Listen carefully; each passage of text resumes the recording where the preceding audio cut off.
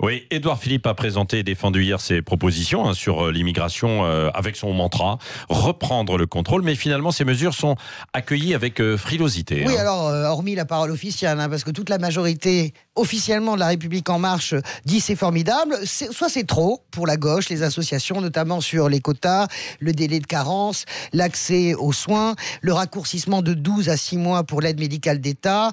Les quotas, d'ailleurs, ça a provoqué un couac hier. Nicole Belloubet a dit ça peut pas être la solution. D'ailleurs, elle a été immédiatement recadrée par Emmanuel Macron en Chine. Alors, soit c'est trop pour la gauche, soit c'est pas assez pour la droite et l'extrême droite. Mesurette pour les Républicains, enfumage pour le Rassemblement National. Vous savez, la droite, elle en range un peu parce que ce fameux mot de quota, c'est le tabou maximum de la droite. C'est son mot. Nicolas Sarkozy avait essayé à 2 reprises, 2005, 2007, de les imposer. Il n'y est jamais parvenu.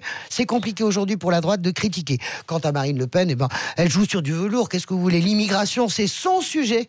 Et Emmanuel Macron a choisi de le mettre au cœur. Donc vous avez d'ailleurs, vous voyez le glissement de la société française. Je fais un aparté. Imaginez, il y a 20 ans, si on avait eu des débats comme ça sur l'immigration, si on avait annoncé Marine Le Pen au second tour à 45%, il y aurait des manifs entières à Bastille, entre Bastille et République. Là, personne ne bouge. Oui, tout le monde parle d'immigration, de voile et de musulmans. Bon, évidemment, il y a une stratégie politique derrière. Oui, évidemment. Emmanuel Macron court après la droite, qui court après le Rassemblement National, qui court de toute façon beaucoup plus vite que tout le monde sur tous ces sujets. Le calcul d'Emmanuel Macron, il est assez simple, Patrick et Cécile. C'est simple comme de l'eau de roche.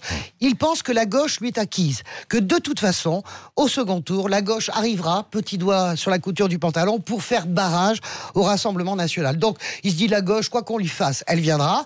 Il va gagner avec la droite. C'est ce qui explique la dureté sociale.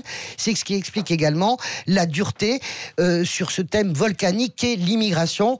Je vous rappelle que d'autres ont commis l'erreur de penser au second tour avant de penser au premier. En un mot, est-ce que ce sont des bonnes mesures ou pas? Non, elles sont à côté de la plaque. Pourquoi? Parce que les quotas économiques, ça existe déjà. Et ça représente que 10% de l'immigration. Vous le savez, c'est 13 000 personnes, je crois, ou 33 000, pardon, par an. L'AME, ça coûte moins d'1 milliard d'euros par an. Vous imaginez? Moins d'1 milliard d'euros. Oui, c'est quand même 1 milliard. Quoi, oui, c'est 1 milliard. 80 milliards de fraude fiscale, je le dis. 1 milliard de l'AME avec le risque de prophylaxie si les gens, effectivement, ne sont pas soignés. Il n'y a rien, au fond, qui concerne le reproche qui est fait à une immigration qui n'est pas régulée.